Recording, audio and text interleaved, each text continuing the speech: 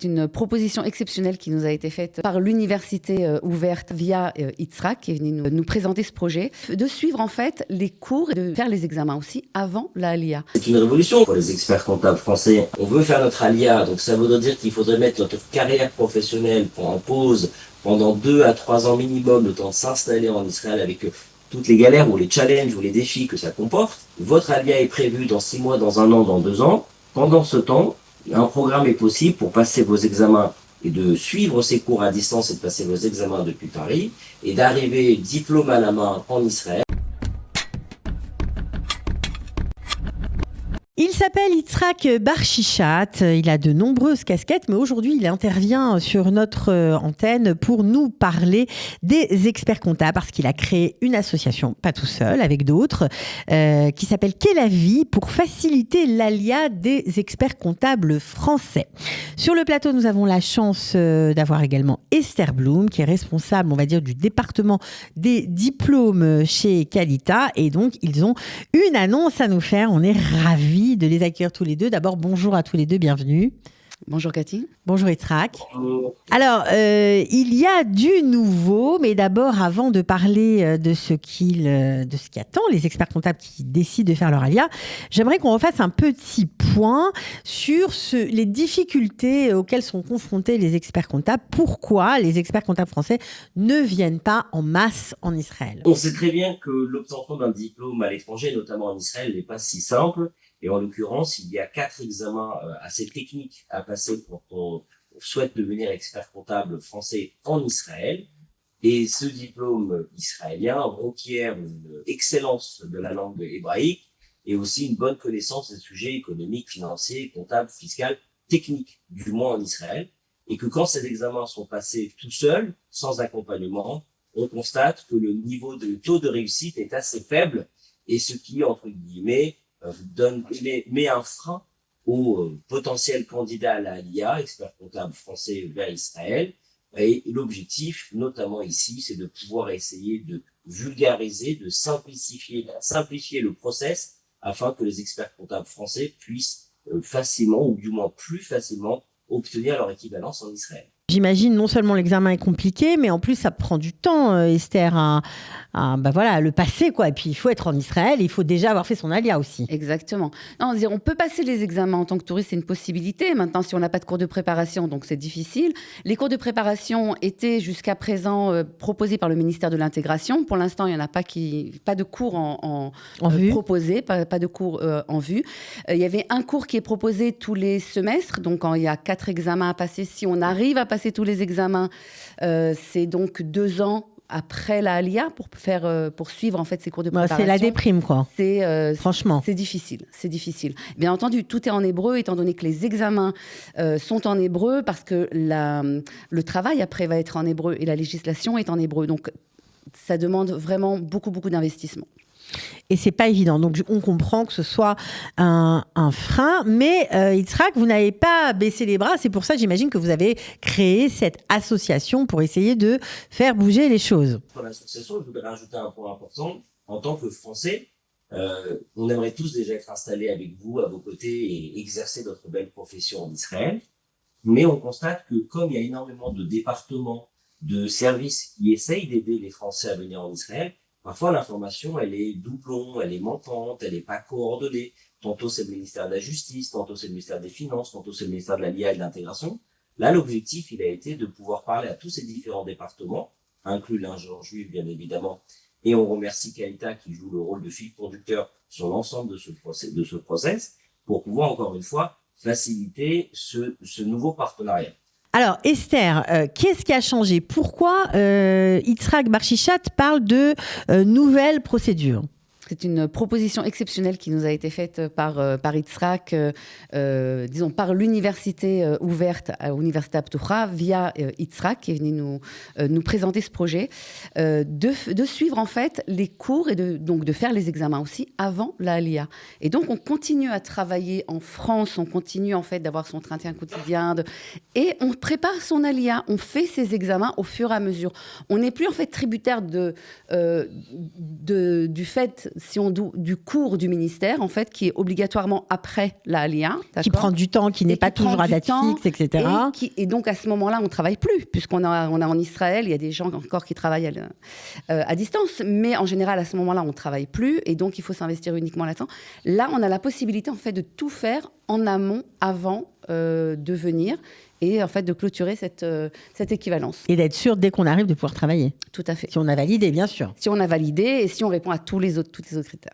Alors, Yitzhak, c'est vous qui avez été voir l'université Aptoura? C'est une initiative personnelle? Comment ça s'est passé? Alors, en fait, on a eu la chance ces derniers mois, et notamment il y a un an, d'organiser un premier voyage d'études pour les experts comptables français intéressés à faire leur LIA. Et on a rencontré des gens merveilleux qui... malgré les difficultés, malgré la guerre, malgré les différents départements et parfois les effets doublons ou manque de communication ou trop de communication, nous ont dit on veut vous aider. Et on s'est dit ok, comment on fait maintenant pour concrétiser ce rêve? Et Esther le disait, la particularité de ce rêve, c'est de se dire avant même que je fasse mon Alia, avant même que j'arrive en Israël, je peux potentiellement obtenir mon diplôme ou du moins faire passer tous les examens d'équivalence depuis Paris. On en reviendra bien sûr dans quelques minutes, mais l'idée était de voir comment on peut arriver à ce rêve-là.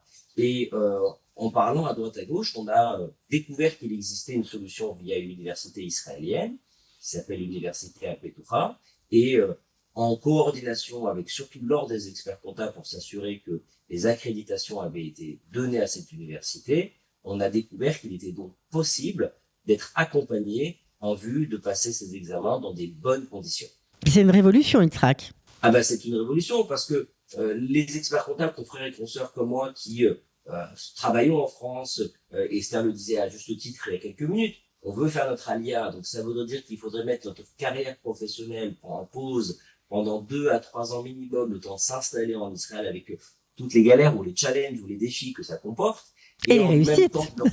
Et en même temps de repartir à zéro pour passer ces examens, alors que là, ce qui est proposé, c'est de dire, voilà, votre Alia est prévu dans 6 mois, dans 1 an, dans 2 ans. Pendant ce temps, un programme est possible pour passer vos examens et de suivre ces cours à distance et de passer vos examens depuis Paris et d'arriver diplôme à la main en Israël de façon à ce que vous soyez tout de suite dans le bain et pouvoir travailler en Israël avec votre diplôme français, mais aussi avec votre nouveau diplôme expert comptable israélien. Non, c'est vraiment génial. Donc, ça veut dire qu'un touriste peut s'inscrire, quoi. De toute façon, même avant, le touriste pouvait passer les examens.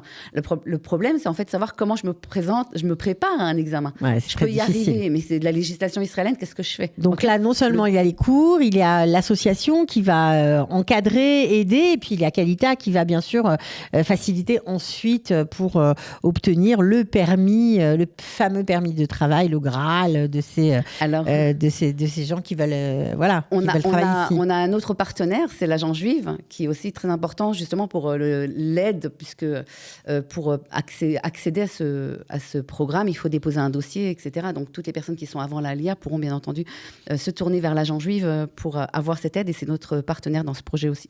Bon, en tout cas, ça a l'air d'être vraiment passionnant. Évidemment, on n'a pas donné tous les détails. Il y a beaucoup de questions, beaucoup de précisions à apporter, et vous avez décidé d'organiser un webinaire. Ce sera un webinaire le 5 mai 2026 à 12h30 heure française. Alors, je répète, 5 mai 2026, 12h30 heure française. C'est gratuit, évidemment. C'est pour vous expliquer tout le processus. Vous pourrez poser toutes vos questions. Donc, franchement, si vous avez envie de faire votre Alia, que vous êtes expert comptable, vous avez besoin de travailler, voilà, c'est peut-être votre chance. Il faut savoir saisir la chance quand elle passe devant soi. Donc, j'espère que vous serez au rendez-vous le 5 mai 2026. Yitzhak, j'imagine que vous encouragez beaucoup de gens parce que ce programme a besoin de monde, n'est-ce pas, pour être effectif? Les raisons qui ont amené, entre guillemets, à cette solution, et encore une fois, je remercie tous les partenaires, notamment Qualita, le ministère de l'Alia et de l'Intégration, l'Agence juive, l'Ordre des experts comptables, l'université Aptoura, le ministère de Justice et des Finances. Mais l'une des particularités, c'est que oui, ces examens existaient, mais l'accompagnement, le gap qui existait entre les examens et les candidats était trop important. C'est pour ça qu'on n'a pas beaucoup vu d'experts comptables français faire la Alia ces dernières décennies. Là, ce gap est réduit grâce à cette facilité qu'on a mis en place avec cette université. Et oui, moi j'appelle tous mes confrères et mes consoeurs, même ceux qui n'ont pas encore prévu de partir dans un futur proche, à passer cet examen, puisque le rythme permettra normalement, et on en reviendra lors du webinaire, tous les détails seront donnés à ce moment-là, de cumuler notre vie professionnelle française avec cette obtention d'examen en un certain nombre de mois et de pouvoir au moins s'enorgueillir de dire j'ai ce diplôme israélien qui, si je souhaite faire ma Aliyah, ça m'aidera énormément. Si je ne souhaite pas tout de suite faire ma Aliyah, ça me permettra de repenser la question de l'Aliyah dans un futur. Donc, on s'inscrit. Évidemment, je mettrai le lien sous la vidéo. Vous n'aurez qu'à cliquer pour vous inscrire et vous pourrez participer à ce super webinar. Donc, ça va changer beaucoup de choses quand même. Esther, c'est quand même génial que ça arrive enfin. C'est exceptionnel, c'est une opportunité exceptionnelle. Important aussi de préciser que c'est ouvert aux Lim Hadashim, personnes qui sont déjà en Israël. Il y a déjà des candidats qui ont commencé à suivre ce programme. C'est pas l'unique programme, c'est pas. Il y en a d'autres, mais celui-là, il est bien adapté au français. Il a l'air d'être très très bien adapté. Et voilà, on vous attend. Donc après l'Aliyah, vous êtes expert comptable. Voilà. Bon, en sachant quand même, parce que je voudrais pas que vous vous inscriviez si vous ne parlez pas du tout l'hébreu, ça vous servira à rien. Il faut quand même avoir un niveau d'hébreu, parce que les études sont en hébreu, évidemment. Donc ça, c'était la petite précision. C'est important. Oui, c'est important aussi de s'informer, de savoir en fait, parce qu'on va donner les informations avec Isaac et avec les représentants de l'agence juive, qu'est-ce que demande cette équivalence d'une façon générale et en passant par ce programme aussi. Donc même si on n'a pas le niveau d'hébreu requis, c'est important de s'informer, de savoir en fait ce qui nous attend. Comme on vous apprendra en fait qu'il faut avoir un niveau justement d'hébreu. Et donc, si vous voulez faire ce parcours, vous allez commencer par étudier l'hébreu. Aujourd'hui, on étudie l'hébreu très facilement en France. Il y a des applications aussi, il y a beaucoup d'Ilpanim, il y a plein de choses. C'est possible. C'est une étape en fait dans la procédure en fait de cette équivalence, et donc il faut la réaliser. Ok, bon, Yitzhak, on vous souhaite Batzlacha. Merci pour tous les experts comptables, franchement. Deux informations importantes. La première, ça a été dit pour l'hébreu, si on n'a pas encore le niveau requis, on est en train de réfléchir à des solutions pour arriver au niveau requis, puisque de toute façon, c'est nécessaire, quoi qu'il arrive, quand on veut faire sa Aliyah, d'avoir un bon niveau d'hébreu. Et la deuxième des choses, c'est qu'on est en train aussi de réfléchir, d'ouvrir ce programme, pas uniquement aux experts comptables, mais aussi aux élèves ou aux détenteurs du DSCG, qui est le diplôme juste en dessous d'expert comptable, qui va permettre, encore une fois, d'agrandir le nombre de participants et de candidats, non seulement à l'obtention de l'examen, mais aussi à l'Aliyah. C'est génial. Donc, même les étudiants, si vous êtes en fin d'expertise comptable, vous êtes concernés par ce webinaire. Je répète, 5 mai 2026, 12h30, heure française. Bravo à tous les deux. Et merci beaucoup pour eux. À bientôt. Merci. Merci.